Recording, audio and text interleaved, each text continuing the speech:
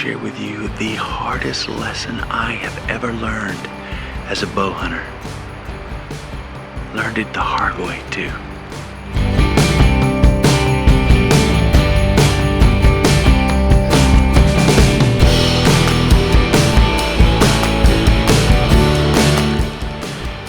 Here from CatholicAct.com, where I live my life for God and I am passionate about traditional archery.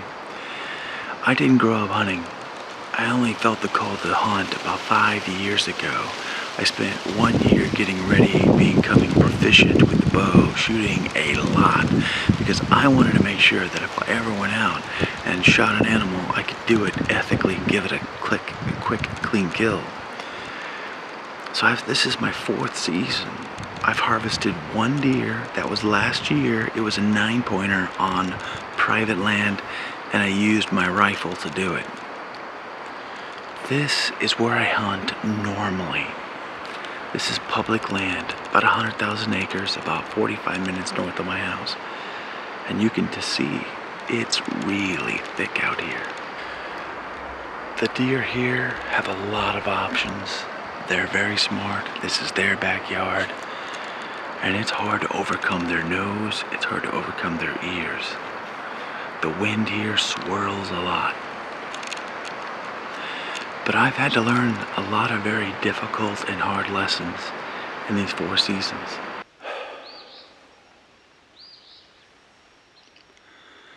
So I'm sneaking back here as quiet as I possibly can, which is really loud. It's so thick. Look at this.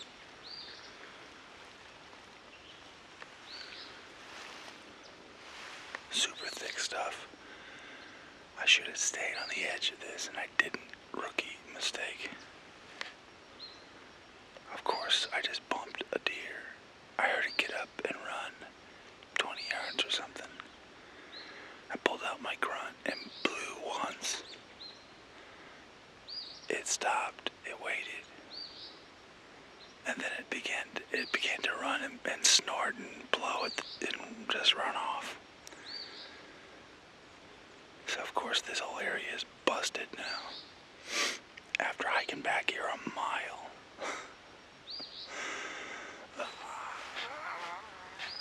2 seasons ago, I had 2 opportunities. I could have harvested a doe and a spike buck on this public land, and I blew both of them because I made silly rookie mistakes. So I tell you, if a spike buck walked out 20 yards from me right now, I'd shoot it and take it home, and I would be really excited about it. Every time I come out, I try to learn something new, and I ask the Lord what He wants to teach me that day. Let me share with you one of my hardest learned lessons in the 4 years I've been hunting. I spent a lot of time shooting my bow so that I can be very accurate, very precise. I just put out a video a couple of weeks ago of me shooting a Nerf football at 100 yards with my recurve. No sights. I'm fairly good with it. I mean, I'm not bad. I'm not the best, but I'm not bad. I'm generally very proficient with it. And when it comes to hunting, shooting is that much of the whole process. That much. That's it. 99% of the entire process is about trying to get the opportunity to get in front of a deer or any animal and then to take that shot. That is incredibly hard. This morning I woke up 4 a.m., packed the car up. I have my son with me. We hiked in here in the dark. It's a mile away from where we parked. This area here is a convergence of about 3 or 4, maybe even more active deer trails. Right here is a buck rub, right there, a fresh buck rub. They're kicking this tree log as they come over it. So this is an active area. I've got the wind in my favor, and I'm hunting along this ridge line and this funnel where deer travel. And yet I can't tell you how many times I've come out here and have never even seen a deer, let alone shoot at it. It is that hard. There's a lot of pressure, hunting pressure on this property. And again, they've got tons of options.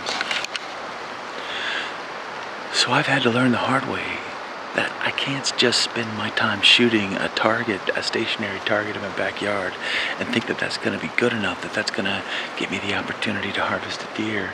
I have to put in a lot of work and effort in studying and doing my homework, picking spots, scent elimination showers, stalking and being, playing that wind and just paying attention to all the really finite details. That's been hard, really hard. If you're a rookie bow hunter like I am, then do yourself a favor. Study hunting as much, if not more, than you do shooting your bow. I'm not telling you to not shoot your bow or to shoot your bow less. I'm saying study hunting more. Here's what I haven't done so far. I haven't tried trail cameras and I haven't climbed trees. Mostly because of the cost involved. It's very difficult for me to squeak out even a couple of $100 here and there, and when I do, there is a long list of items that I want to get or need to get for whatever reason for the family. So it's just been one of those things where I haven't been able to buy a trail camera or a tree stand to give myself those advantages. But the other thing too is you put a trail camera out here, it can get stolen or damaged. There are people out here who do that, unfortunately. When I see trail cameras, I leave them alone. Obviously, it's not my property, it belongs to another hunter. I support them in their efforts, so I try not to disturb that area. I actually go to some other place so as to not mess it up. The other thing hunting here is you can't bait. You can't put corn out or anything to bait them. So this is fair chase. So I'm hunting from the ground. So I've got to get close because I got a recurve bow, and I've got to hunt from the ground. So I've got to be able to mask my noise, my smell, my movements. It's so incredibly hard. I hear another gunshot. That's a third gunshot I've heard this morning. Everybody's getting action but me.